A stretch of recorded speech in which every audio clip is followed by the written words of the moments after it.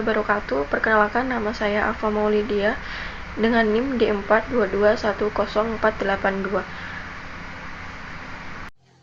Baik, perkenalkan, nama saya Nadilatul Aliyah, NIM D422122284, AKP 2021, golongan C. Nama saya Reza Anandita dari golongan C dengan NIM D422111543. Perkenalkan, nama saya Risa Andarini dengan NIM D422111637 dari golongan C. Assalamualaikum warahmatullahi wabarakatuh. Saya Muhammad Fahri Badila dari golongan C, NIM D422122311. Perkenalkan, nama saya Andini Aulia Destari, NIM D422111532. Perkenalkan, nama saya Nuril Aprilsia Rahmawan dari Prodi Akuntansi Sektor Publik Angkatan 2021. Dan manfaat pasar modal bagi investor. Di sini, pengertian pasar modal ada dua. Yang pertama, pengertian secara fisik dan pengertian secara luas. Yang pertama, pengertian secara fisik. Pasar modal adalah suatu tempat yang terorganisasi, tempat efek-efek diperdagangkan atau biasanya disebut dengan bursa efek. Yang kedua, pengertian secara luas. Pasar modal adalah suatu tempat bertemunya kedua belah pihak antara investor dan emiten. Sedangkan menurut Undang-Undang Pasar Modal Nomor 8 Tahun 1995 mendefinisikan pasar modal sebagai kegiatan yang bersangkutan dengan penawaran umum dan perdagangan efek perusahaan publik yang berkaitan dengan efek yang bersangkutan serta lembaga profesi yang berkaitan dengan efek.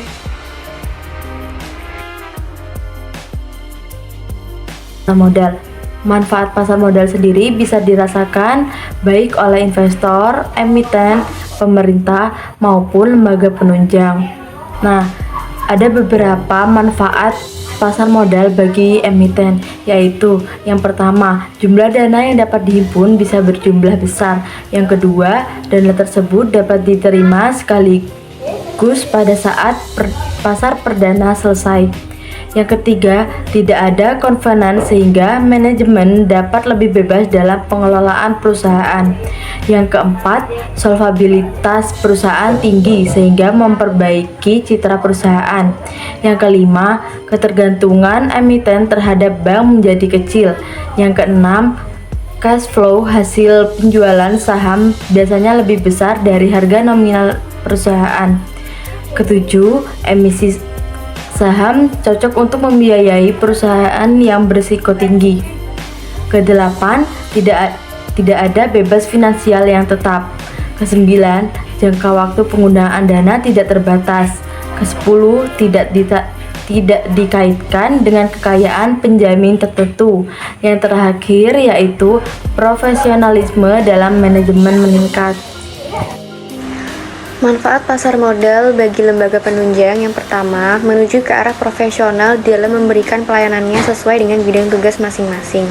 Yang kedua, sebagai pembentuk harga dalam bursa paralel. Yang ketiga, semakin memberi variasi pada jenis lembaga penunjang. Yang keempat, likuiditas efek semakin tinggi. Manfaat pasar modal bagi pemerintah yang pertama, mendorong laju pertumbuhan. Yang kedua, mendorong investasi. Yang ketiga, menciptakan lapangan kerja. Yang keempat, memperkecil debt service ratio. Yang kelima, mengurangi beban anggaran bagi BUMN. Yang selanjutnya yakni produk-produk pasar modal, reksadana dan obligasi. Reksadana adalah sertifikat yang menjelaskan bahwa pemiliknya menitipkan hak kepada pengelola reksadana, yakni manajer investasi, untuk digunakan sebagai modal berinvestasi.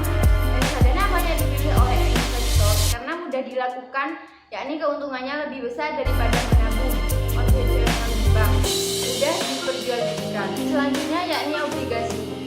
Obligasi adalah surat berharga atau sertifikat yang berisi kontrak antara pemberi pinjaman dengan penerima pinjaman.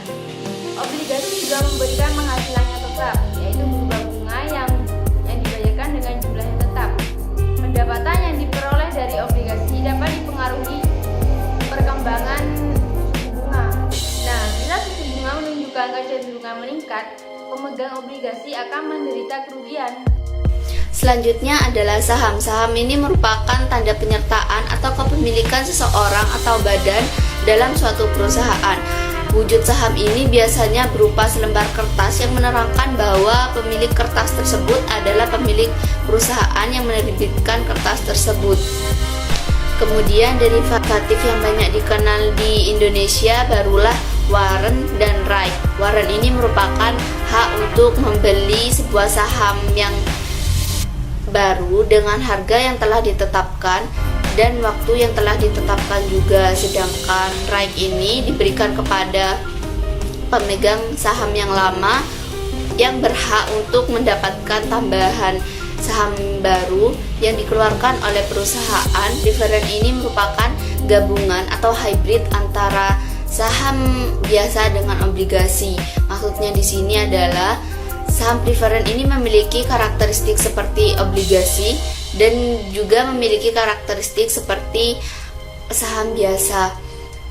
Meskipun pemegang saham preferred ini tidak menanggung risiko sebesar pemegang saham biasa.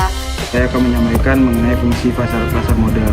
Yang pertama ada sebagai sarana penambah modal bagi usaha. Yang kedua ada sebagai sarana pemerataan pendapatan. Yang ketiga ada sebagai sarana peningkatan kapasitas produksi. Yang keempat sebagai sarana penciptaan tenaga kerja. Yang kelima ada sebagai sarana peningkatan pendapatan negara. Yang keenam sebagai indikator perekonomian negara.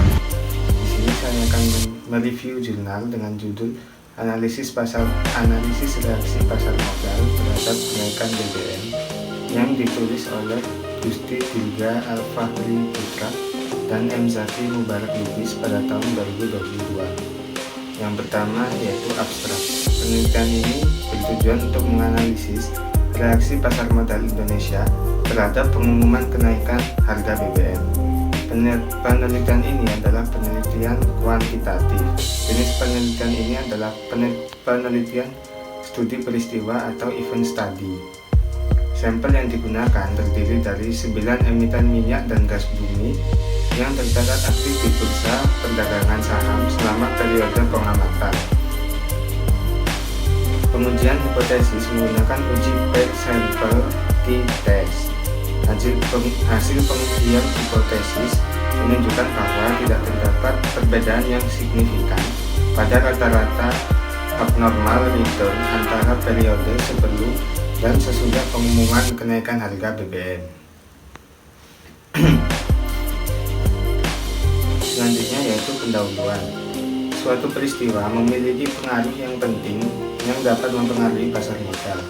Salah satu peristiwa yang tersebut adalah pengumuman kenaikan harga bahan bakar minyak atau BBM oleh pemerintah Indonesia. Pemerintah akhirnya memutuskan untuk melakukan penyesuaian harga BBM subsidi maupun non-subsidi. Harga BBM secara resmi mengalami kenaikan per hari Sabtu tanggal 3 September 2022. Presiden Joko Widodo menegaskan telah melakukan berbagai upaya untuk menahan harga bensin naik di tengah kenaikan harga minyak. Namun, Jokowi menegaskan bahwa situasi tersebut tidak terelakkan.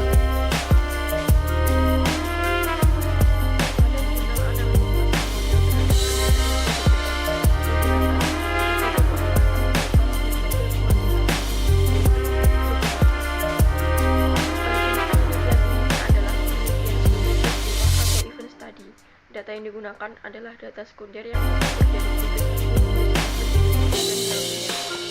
periode pengamatan penelitian selama 14 hari, yaitu 7 hari sebelum peristiwa dan 7 hari sesudah peristiwa. Sampel dalam penelitian ini adalah 9 emiten minyak dan gas bumi yang tercatat aktif di bursa perdagangan saham selama periode pengamatan. Selanjutnya pembahasan. Berdasarkan hasil uji hipotesis pertama menunjukkan bahwa perbedaan yang signifikan pada average abnormal return yang signifikan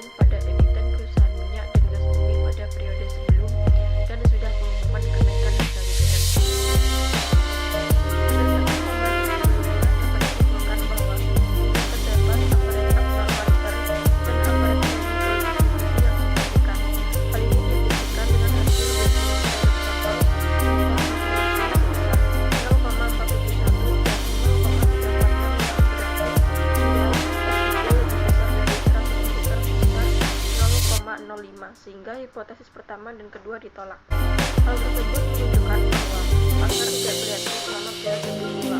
Dengan kata lain, pengumuman kenaikan harga BBM tidak mampu mempengaruhi pasar untuk melakukan tindakan berlebihan sebelum dan sesudah peristiwa. Nah, pada bagian penutup ini dapat disimpulkan bahwa tidak terdapat average abnormal return dan average trading volume activity yang signifikan. Hal tersebut menunjukkan bahwa pasar tidak bereaksi selama periode peristiwa, atau dengan kata lain, pengumuman kenaikan harga BBM ini tidak mampu mempengaruhi investor untuk melakukan tindakan berlebihan sebelum dan sesudah peristiwa. Karena berbagai berita yang dimuat di media sosial ini pasti sudah dianalisis oleh investor terlebih dahulu sebelum mengambil tindakan investasi. Lalu selanjutnya ada saran. Sebaiknya investor itu mempertimbangkan lingkungan ekonomi ketika akan membuat keputusan. Lalu investor juga harus mencerna informasi yang terkandung dalam suatu peristiwa, apakah akan memberikan dampak bagi investasinya atau tidak sebelum mengambil